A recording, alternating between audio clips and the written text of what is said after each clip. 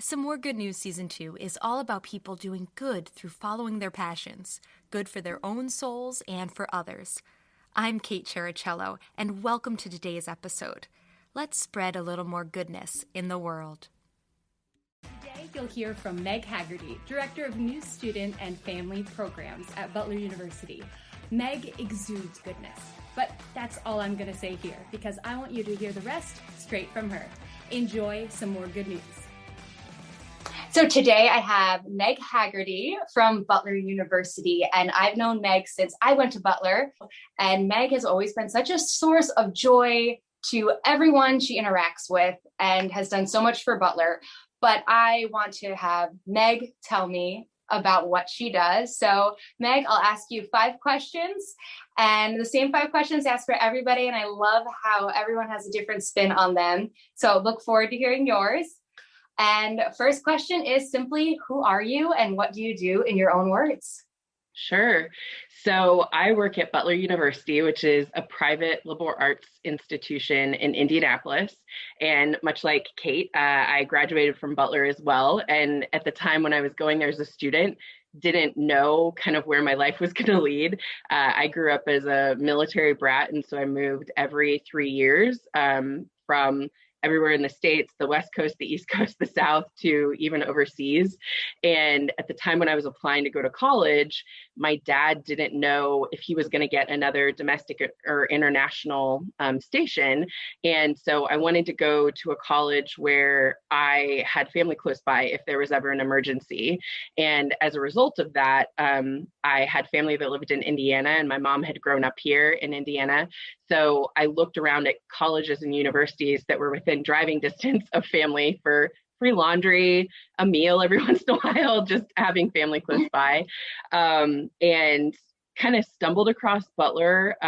My mom knew of it. My grandmother had gone there for a year before she transferred, and I had grown up in schools that were smaller schools with small classrooms and small class sizes. So the idea of being at a small school was intriguing, but it wasn't the school that I wanted to go to, ironically.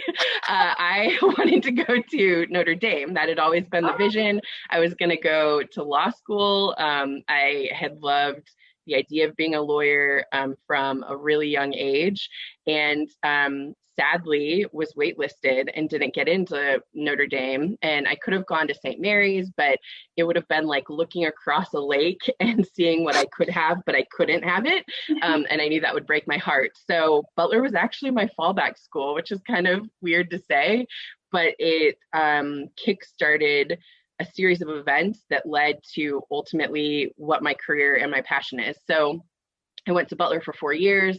I was an English creative writing and Spanish double major with still this pre-law kind of light in the back of my mind that I wanted to do, but was involved in a sorority. And ironically, Kate and I are in the same sorority. I worked in our volunteer center on campus and always had a passion for service. And then was involved in some other leadership work and the alumni office. And through all of that, got to meet these amazing people that did work on a college campus and didn't know that that was something that you could do as a career. It just seemed like these are people that work here. But come to find out, when I had kind of a crisis of faith and realized maybe law wasn't the right thing for me, the people that had been my mentors since I was a first year on campus were people that had this job. And one of my favorite people, who is actually my supervisor now, her name's Caroline Huck-Watson, she kind of pulled me aside and said, you know, there's this job called student affairs. Have you ever thought about doing student affairs? And she sat down and talked to me and said, it's a 2-year graduate degree. And she said, I think it's kind of like the stuff that you like to do. You get to work on a college campus, you get to work in education, you get to make relationships, really deep relationships with people, and facilitate helping people find the things that bring them joy and bring them passion and could be a vocation for them too.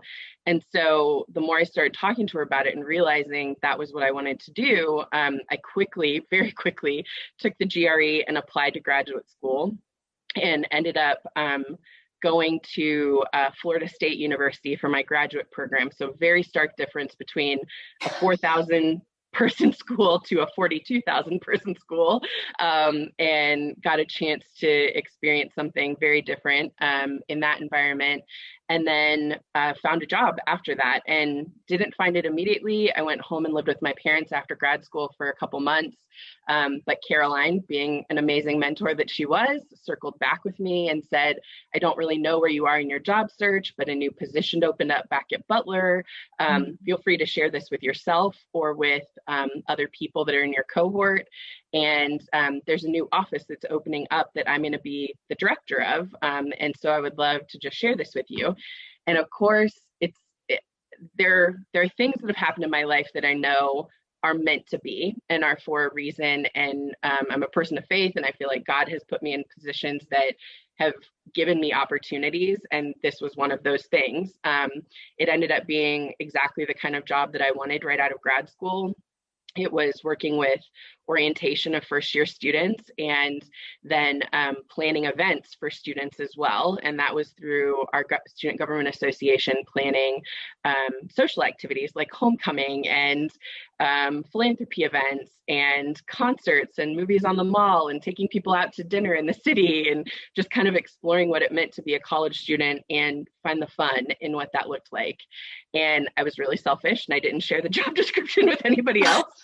And I applied for the job and was a candidate just like everyone and ended up getting that position. And that kickstarted what has now been a long time. I never imagined I would be at Butler for as long as I have, but a long time being at Butler. And I've had 3 different positions now at Butler as a result of what started essentially like 20 years ago now.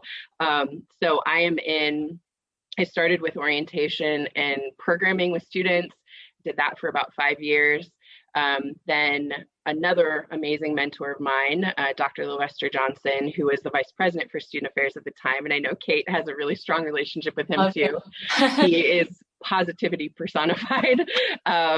He had an opening in his office suite, which was to help essentially assist him on special projects, but plan some social media and marketing for students about his role and how he could help students, and then also assist and plan and coordinate our commencement graduation ceremonies on campus.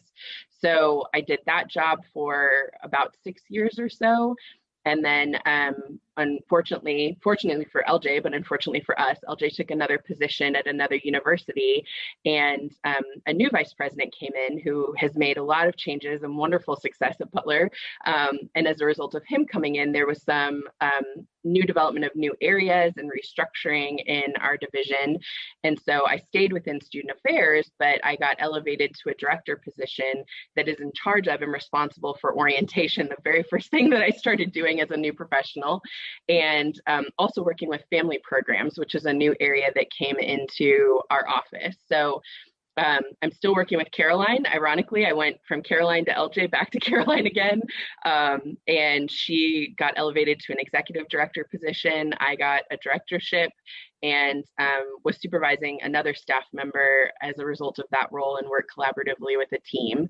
And in our team, we have new student and family programs, which I'm responsible for, student activities that does student organizations and student government, and then civic engagement, which does philanthropy, volunteer center, and large scale programming that fundraise as well. So we've had a lot of really amazing opportunities to create those deep, impactful conversations with students and mentor students into finding the things that are their passion and their joy and just elevating them however we can, whether it's through events or through leadership opportunities, having tough conversations about maybe things that they're not doing well and challenging them to exceed their expectations and work harder.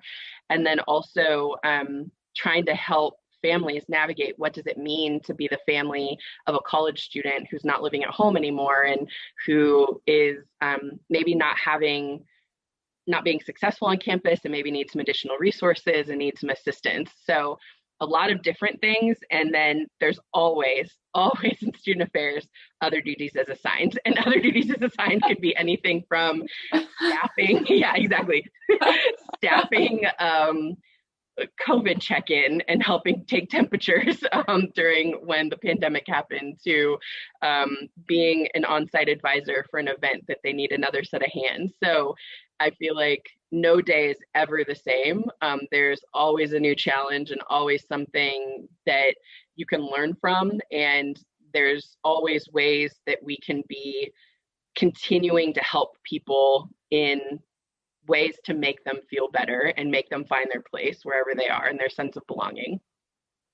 Wonderful. Okay, not only did you answer my second question, which was how did you get to your current position, which I love, but I feel like I just got an update on what's happening at Butler. Yeah, exactly. All the changes. And something that was always so wonderful with Butler, and I said it since the first time I visited, and did you ever remember Chris Potts in admissions? Yes. Did you? Yeah. So he was the very first person I ever interacted with on my visit to Butler. And I just remember from that visit onward, Butler was all about that personal touch, right? They always wanted to truly find out who you were and also to create those opportunities. And there was always I got myself so overextended because there were so many different opportunities that you could just dive into that I loved. So it sounds like it's a whole other level today, even from when it was when I was there, which is.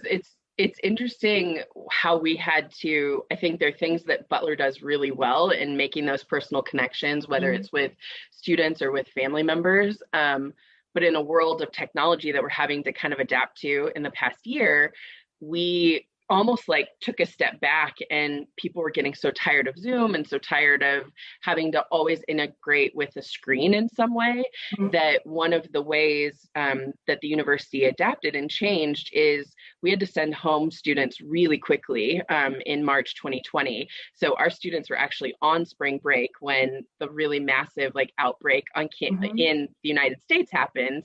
And so the decision was made that we knew that it was going to be problematic to bring students back to campus, where students live on campus almost 75-80% of our students live on campus in very tight quarters. They might have one roommate, they might have 4 roommates. It just kind of depends the structure of where they're living. And so they've been traveling for their spring breaks. They've got a lot of privilege to go to a lot of different places in the United States and even sometimes further than that. And so to imagine them coming back to campus when they might have been exposed, but we didn't really know, and there wasn't really good testing yet to figure that out. The university had to make the tough decision that students shouldn't come back to campus. They needed to go home. And then for the rest of the semester, in spring 2020, they would remain at home and continue doing schoolwork at home. So, that was a tough thing for our students to come back, get their books, and essentially leave again. So one of the things that the university put into place is they actually called every single student that we have and had conversations with them and checked in. So any student record that we had a phone number attached to, there was a cadre of faculty staff on campus that would pick up a phone and answer and talk to them and just check in, were they able to facilitate having classes at home?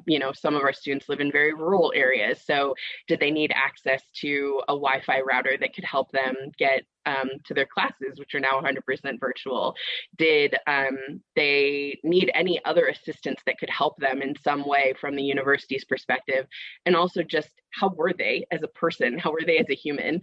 I was assigned to another task, but heard about all these wonderful phone conversations that people had and how they felt touched by that yes, we had to send them home, and how sad that was, and how they didn't really want to go home. They loved being at Butler, but just the fact that somebody took time out of their day to have a phone call with them. And they called it Calling All Bulldogs. And I think it was a brilliant idea. They did have some challenges that students would see an unknown number on their phone, and they didn't want to pick up the phone, but the person would leave a voicemail, and then they'd call them back and they'd have a conversation. And you could hear this who are you again kind of part of the phone call. But then once they realized it was a staff member or faculty member, they usually had pretty great conversations. So it's interesting to see us advance so much in technology to then take a step back and get back to still that interpersonal communication, but just not using a video, That's incredible. I didn't know that happened. That's amazing. Yeah, That I know they did one round of it. I think they went back and might have done a second round as well. But as a result of COVID and just the uncertainty around it, unfortunately, there were staff that had to be furloughed or that had to be let go. And so a lot of people ended up taking on additional responsibilities than what their normal day-to-day job was, or having to kind of pivot to a new job that I don't know that they've actually been able to go back and do it again. But at the time, it was really worthwhile. Wow. That need for that human connection. That's amazing. And that Yeah. covers part of the third question, which is about how COVID made your world look different now. But part two, tell me about what you see changing back to, I guess we could say before times, or a different normal, or what do you see remaining that has changed, maybe changed for the better? Oh my gosh, I could talk probably for hours on that. We sat through, in my world specifically, there were a lot of uncertainties because everybody went into isolation or quarantine in March, and we were trying to get ready for a new group of students coming to campus, to campus in August. And so there were so many immediate Zoom calls with colleagues across all over the world and country to talk through, what does that look like? Is it possible to bring people to campus? Can we even make things happen face to face, or do we need to do everything 100% on Zoom? Are there other technology sources that we should be utilizing and building the information that we would normally share in person in face-to-face orientation groups? Do we need to put it all on to a learning module that then students have to sit at their computer and complete on their own before they come to campus? And so we had those conversations in orientation, and there were many other groups on campus. There was actually kind of a strategic mission that was put into place where there were probably 20 other work groups that were called under different topic areas. So I was part of a group that talked about like a commitment statement that we would want students to sign before they came back to campus. Mm-hmm.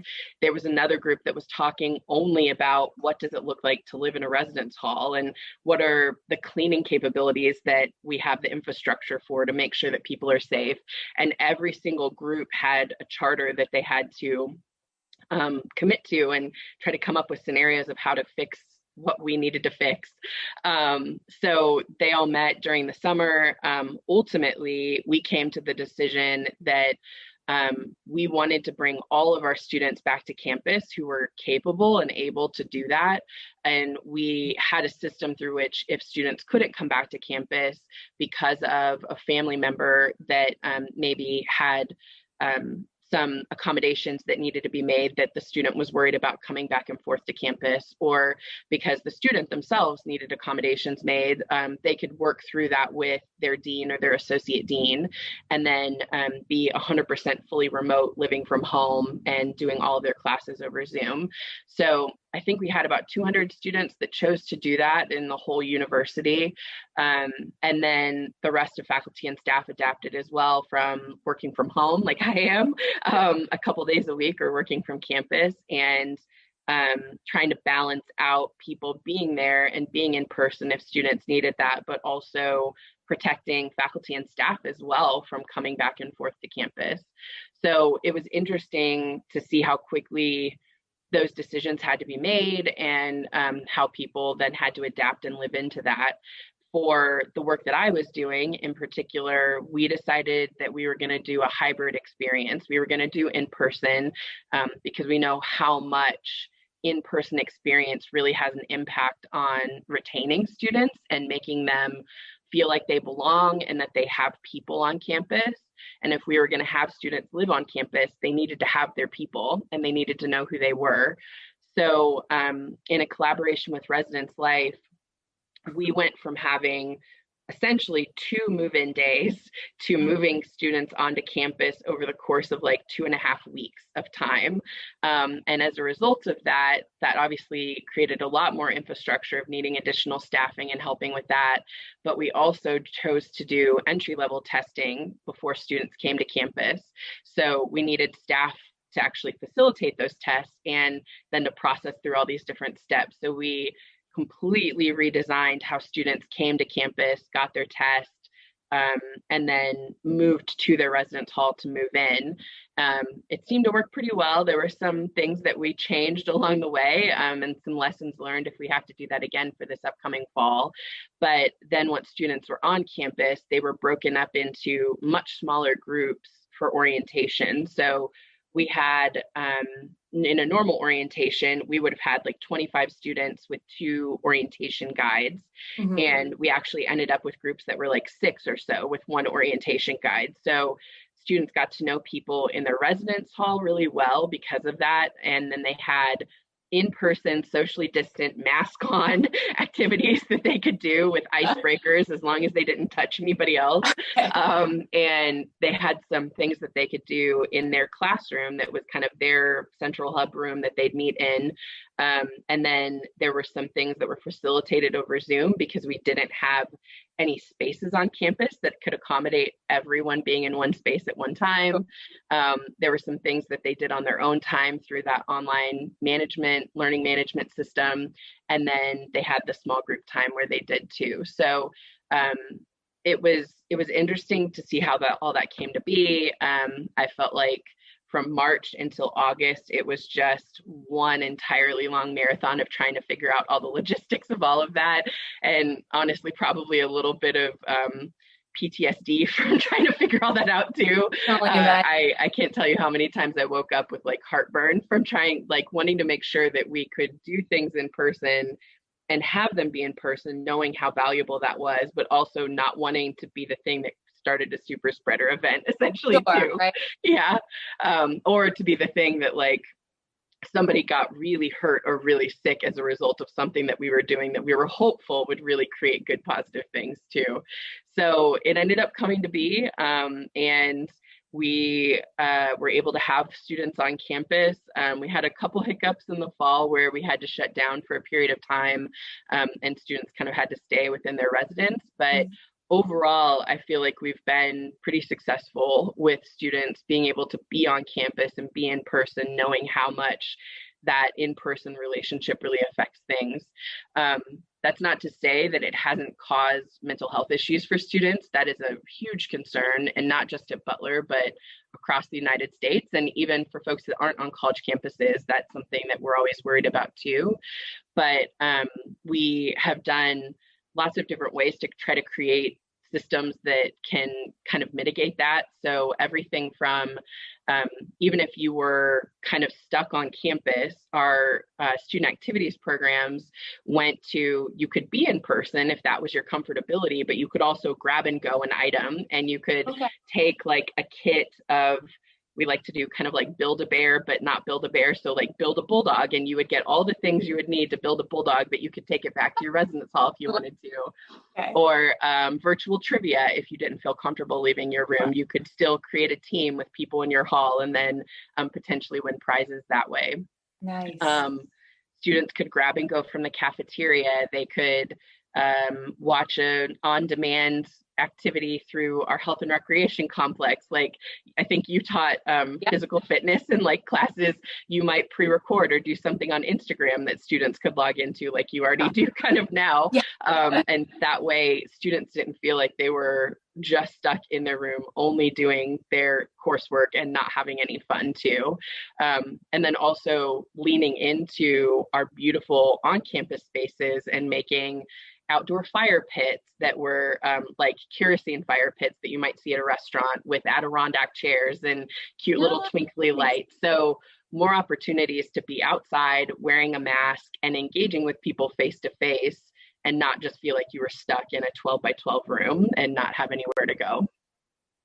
Wow, the amount of creativity and hours of planning, I can't even imagine. I mean, I can't imagine being a student right now where you have to deal with, not being with your friends or doing everything online, but to have come up with so many ways to make people still be together, but safely apart, that's wow.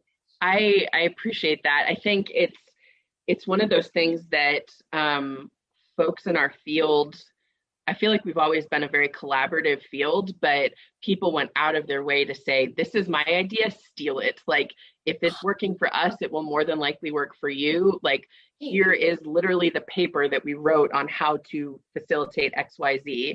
And I think that collaboration really shows the ingenuity. I can't take credit for all the things that we did, but where we could share with other people and where other people could share with us, it made things so much easier to not feel like you were in a vacuum by yourself trying to figure out how do you navigate a pandemic that really our country hasn't seen a pandemic in like 100 years. So how do we do that with all the technology and the things that we have, and also make it successful so that people don't feel like they're alone? I think I am so thankful for the people that I was able to have quick phone calls with or to share an email with and try to figure out how to do that, and not to feel alone in trying to figure those things out, and to feel like we could take leaps that we hadn't taken before with a safety net and try new things out and hope for the best and see if they didn't work, and if they did, and then kind of move on from there. So it's been interesting. It's been hard, like it has for many people, but I definitely feel like I've learned a lot from the past 12 months and everything that we had to do. That teamwork is so good to hear too. And that really talks to the goodness, right, of people and just all trying to get through it together. And so that's a great story of goodness. Do you have another one that came from COVID times or from any of your years working in student affairs and at Butler, of just a great, just good news, goodness moment of maybe a student coming out of their shell or a coworker, anything? Yeah. Oh, I have so many. A couple that I can think that come to mind. So it's going to start off as a sad story, but it's actually a really amazing story. A student that I knew from their sophomore year, which was my very first year working on campus. We got to know each other. She was in charge of homecoming on campus. Her name's Monica, a bright shining light. She had been the homecoming co-chair for a couple years and was on program board. And I got to know pretty much, like, I think I got the job, and 2 weeks later I was at an SGA retreat with her. And she was really close friends with Laura Michelle as well, who you're really connected with too. So Laura and Monica were my two homecoming co-chairs my very first year. And I think it was Monica's junior year, I think. I was in my office. I had my door open. I always had an open door policy that if I was there and my door was open, you could come and interrupt me and just ask me whatever you needed to ask me. And if I couldn't, like, I would tell you I couldn't, and we'd figure out another time to meet. And Monica came, like, not running, but walking very quickly into my office, tears streaming down her face, and just sat down. And she was on the phone, and I could tell she was on the phone. And obviously I was super concerned as soon as she walked in, but she clearly just needed a place to sit while she needed to do whatever she needed to do.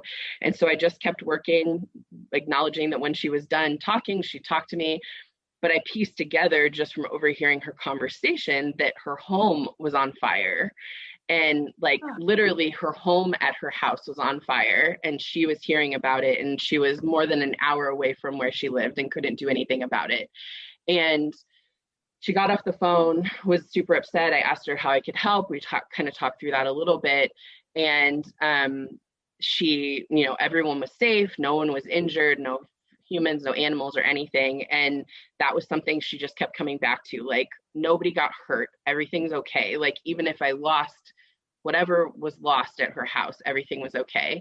And I talked about that through with her, asked her if there was other things that I could do to assist her, whatever. And then I reflected back on the situation later, and where my office was is literally across the street from all the Greek sororities and fraternities. And Monica's house was only across the street and one house over. And I remember thinking and being so touched that here she was in probably one of the worst crises of her life as a human being. And she came to my office to come and be with me, then go to her sorority or her house in this crisis situation that she was going through, and being so touched and honored that I was the comfort in that situation, that I could offer comfort and be there to help her through that. I still get teary-eyed kind of thinking about it, because she could have just as easily gone across the street and been with her friends and her sorority sisters. So I think back to that, and how day to day, I might not know the people that I've impacted and the things that I've done, but I could provide something like that for somebody who is in a situation that they didn't know what to do, and they just needed somewhere to even sit and just be okay. Wow. And then, so that says so much about you. I mean, wow. It was really touching. And I was friends with her all through her college years, and now she's had this amazing career as a radio DJ in Texas, and I follow both her personal and her professional account with that. Yes. And just recently had a baby, and I can't wait to send her like a little present in the mail. And so it is kind of going back to our initial part of our conversation, like those relationships and those human touch points are the things that bring me joy in the job that I do, and knowing that even just having a small impact on somebody's time while they're in college, I learn from them, they learn from me, and we can help each other through that time, and that I can even just uplift them while they're going through all these crazy transitions that students go through in college. So those relationships, not only for the people that were mentors to me and the students that I've been able to work with, have made my life so much bigger than I ever would have imagined, and have created such lasting relationships that I want to continue to have, like with you, and get to follow you and all the things that you do for the world that you're in too. So that is one of my life's joys, is to be able to see students when they are so young become and continue to become adults, and then after they graduate, and all of the crazy impacts and wonderful things they do in the world that we live in. Amazing. That's something too with technology, right? Sometimes we hate it, but sometimes it can be so wonderful to be able to really be kept up to date with so many people from those Butler years. Yeah, absolutely. And then for COVID time, and I know I already told you this story, but for me, after this transition of coming and working from home and being home, I had this very interesting realization that I had been home from like March, it's almost the 1-year anniversary, March 19th, I think, which was a little later than other people. We were doing a lot of like preparing campus for closing and everything. So from March 18th to early mid-May, and I don't know why, but out of nowhere, I just started thinking about like what it was like. And I live alone in an apartment, I'm a rule follower to a T, was trying to pay attention to being at home and protecting myself, but also protecting the community around me. And I hit this moment where it hit like 2 months into COVID, and I realized I hadn't touched another human being. And that gutted me so much, because I am somebody that believes in really strong hugs. And if people consent to it, I want to give you a big hug, and I hope you give me a really squishy hug back. And it hurt much more than I think I realized. So I was lucky that I got permission and privilege to go home to where my family lives. And Indiana had released a little bit of the travel restrictions. And so I made a plan that if I would go there, I would stay there for more than a quarantine period. And I would make sure that, my family was safe and I was safe. But I was able to go, and what started off as a 2-week period ended up extending to a 4-week period and a 6-week period. And so I was with my family from the end of May until like early to mid-July. And I was still working. I wasn't just there on vacation. I was still working a full time, doing all of the planning that we talked about and trying to figure out how's orientation going to happen.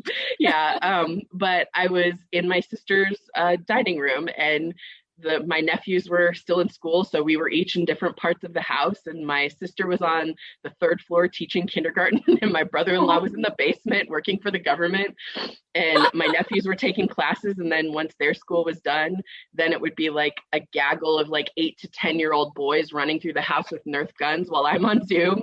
And I finally got to have my hugs from everybody, and it was so touching to be able to experience, even the world was in chaos and there was so much going on and so much craziness, just to have family that I could hug and sit on the couch and play Jeopardy on the TV, and we could go outside and throw football around, or just be together and not be alone in the world. And I ended up doing that from May to July, and then again had the privilege from like before Thanksgiving until January again. And that has definitely brought joy and goodness to my life during COVID, and had such beautiful memories from both of those experiences. And the time together, I think I calculated it almost ended up being 3 months out of 12 months, which is the longest I had been home in probably 15 years. And that just made the world for me, and the COVID times that we live in. Such a blessing. Wow. Yes. Love it. All right. Last question, and then I'll let you go. Is there anything that you find yourself just repeating to students or your coworkers all the time? A line, a quote, a phrase that you would like to impart on anyone listening today? Oh my gosh. Because I was an English major, quotes and words mean so much to me. I would say one of my favorite authors is Maya Angelou, and she has a quote about, and of course I'm forgetting the words right now, and it's on like something a student painted for me over across the room from where I am, but it's essentially like, people will never forget how you made them feel. And I forget what the next like phrase is in that. Do you remember? Isn't it people might forget the words, but they won't forget how you made them feel, something like that? Something along those lines. Folks that are watching this video, go research this quote. I'll insert it in. I'll put it in. Perfect. I think that it just speaks volumes, because it's true. Like I hope that people show up 100% genuinely who they are to every situation that they can be, because everyone has value, everybody is important in some way, and everyone can contribute. And so if you can do that for somebody else and you can impact somebody's life in that way, that will just continue to spark goodness and continue to spark positivity and joy for other people. And maybe by you being your genuine self and showing up in the way that you show up, it gives someone else the confidence and the strength to be able to do it too. And that people need that right now. People need you to be who you are and to help, and that you can make a lasting impact on somebody else's life just by being you, and do that, like really go out and do that, and not just speak words to it, but actually be that, and be that person that you can be. That was the most beautiful ending, and I can't thank you enough. I want to go and just copy that last minute and just listen to it on replay. You're a beautiful soul, Meg, and I can't thank you enough for doing this. Thank you. I appreciate you so much too. And I'm lucky that we get to be birthday twins and we get to celebrate our birthdays together, even hundreds of miles apart. But you also are somebody that your beautiful smile and your presence just brings joy wherever you are, and is effervescent, and the world needs more of that. So I appreciate you, Kate. Well, thank you. Well, we are both doing our part to make things happier, hopefully. and I know that your life is so crazy busy, so I really appreciate your time too. No, it's good to see you and talk to you.